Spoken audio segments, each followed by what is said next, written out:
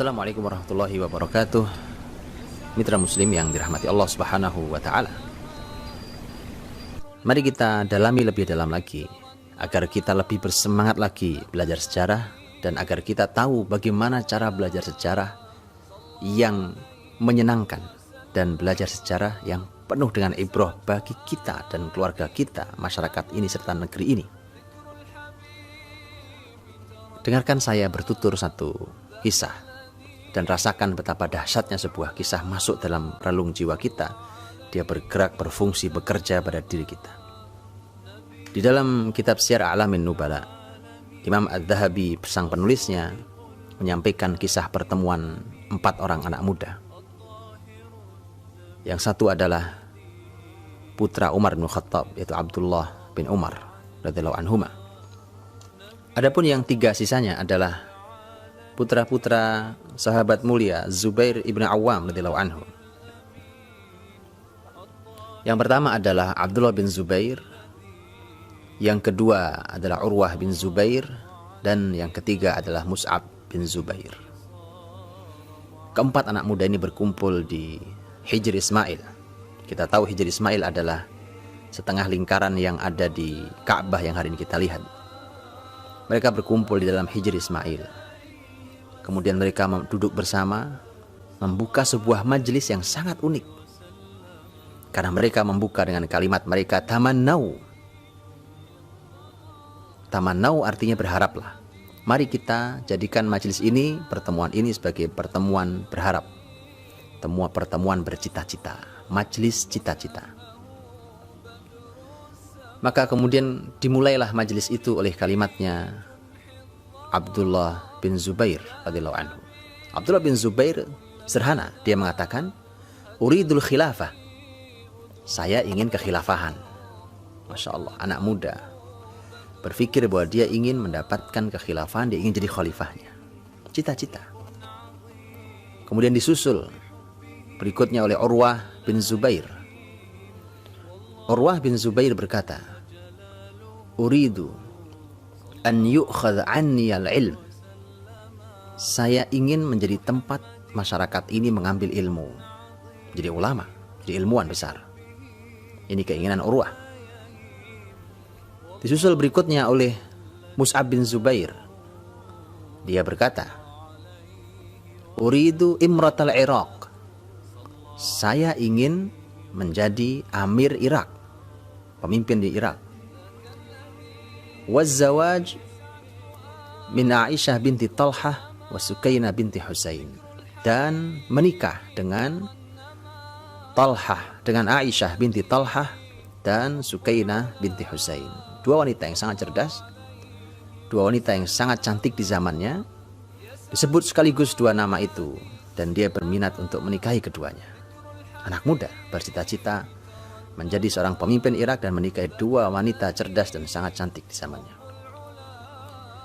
Dan kedua-duanya adalah putri dari sahabat-sahabat Nabi Shallallahu Alaihi Wasallam. Kemudian yang tersisa, yang tertinggal adalah yang terakhir adalah Abdullah bin Umar radhiyallahu anhuma. Abdullah bin Umar radhiyallahu anhuma berkata, uridu an yaghfirallahu li. Aku ingin Allah mengampuni aku. Dan subhanallah, Hijr Ismail menjadi saksi bahwa cita-cita yang tulus mereka sampaikan, ternyata Allah sampaikan mereka pada takdirnya. Abdullah bin Zubair benar-benar menjadi khalifah selama kurang lebih 9 tahun. Urwah bin Zubair benar-benar menjadi ulama besar, salah seorang ulama besar di kota Madinah. Dan lihatlah sanad dalam hadis, banyak sekali sanad hadis dari Urwah bin Zubair diambil dari Aisyah radhiyallahu anha. Tidak aneh kalau Urwah kemudian menjadi seorang ulama besar di zamannya. Dan yang berikutnya adalah Mus'ab bin Zubair. Mus'ab bin Zubair menjadi benar-benar menjadi seorang pemimpin di negeri Irak.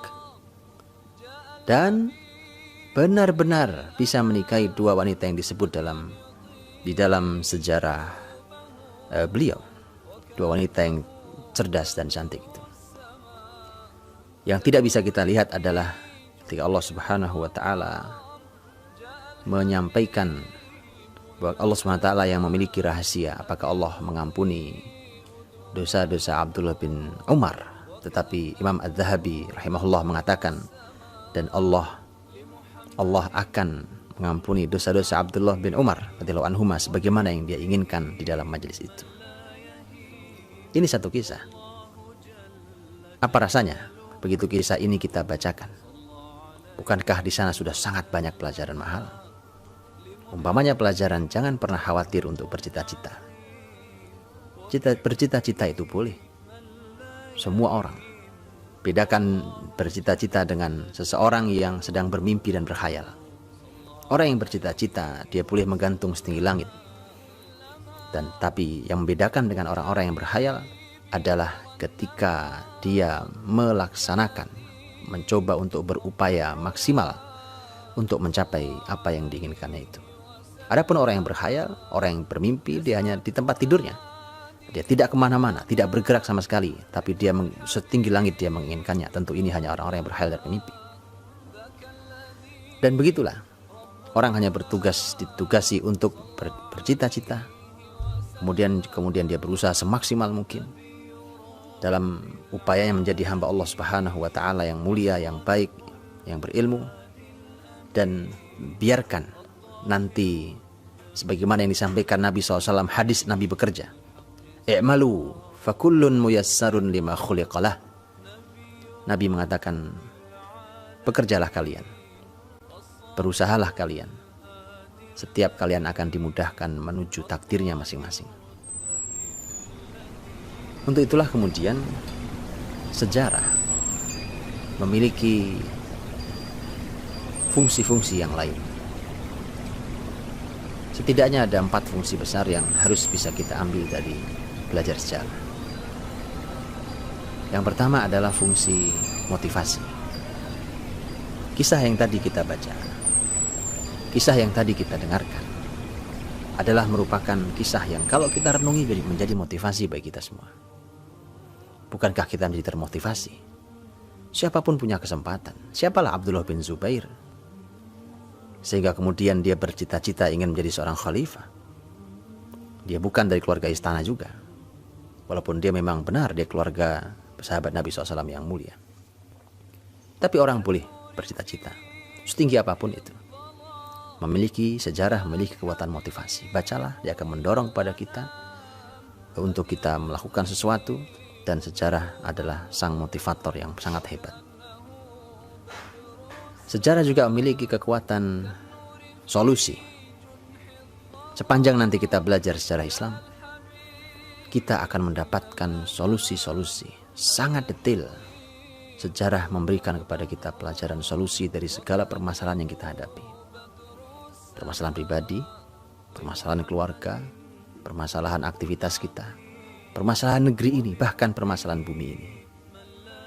Sejarah akan memberikan kepada kita solusinya. Sejarah juga memberikan kekuatan inspirasi. Kita akan sangat kaya dengan inspirasi, hal-hal yang sangat baru. Dan justru kita akan sudah maju beberapa langkah ke depan dibandingkan orang-orang yang lain. Kita akan memiliki berbagai macam gagasan ide yang baru. Karena memang sejarah akan mengajarkan kepada kita tentang sesuatu yang telah jadi di masa lalu. Dan kemudian bahkan hebatnya lagi adalah bahwa Rasulullah SAW pun menyampaikan dalam hadis-hadis beliau yang disebut dengan an-nubuwat. An-nubuwat adalah sabda Nabi SAW yang berbicara tentang masa depan. Ini bukan ramalan, ini bukan prediksi, tapi ini adalah sebuah kepastian. Karena disampaikan oleh wahyu oleh Rasulullah SAW. Dan yang keempat adalah kekuatan sejarah adalah kekuatan prediksi. Kita bisa memprediksi itu. Kita tahu bahkan sebagiannya bukan prediksi. sebagiannya adalah nubuat, yang itu sebuah kepastian masa depan. Ketika Rasulullah Shallallahu Alaihi Wasallam menyampaikan tentang bahwa Muslimin akan menaklukkan Persia, Romawi, Mesir, semua itu belum ditaklukkan bahkan saat Rasul sudah wafat. Tapi semua itu berhasil ditaklukkan di zaman kekhilafahan Umar ibn Khattab radhiyallahu anhu. Sebuah kepastian. Ketika Rasul menyampaikan bahwa Muslimin akan membuka Konstantinopel, hal ini baru terjadi lebih dari 8 abad setelah Rasulullah SAW bersabda tentang penaklukan Konstantinopel. Ditaklukkan oleh Muhammad Al-Fatih. Dan ketika Rasulullah SAW menyampaikan dalam hadis yang sama tentang bahwa Muslimin akan menghantarkan hidayah hingga ke Roma, akan membuka Roma sebagaimana membuka Konstantinopel, ini pasti akan terjadi. Hanya sampai hari ini Roma belum kunjung mendapatkan hidayahnya. Jadi kita sedang berbicara bukan hanya masalah prediksi, tapi sebuah kepastian. Tapi sejarah juga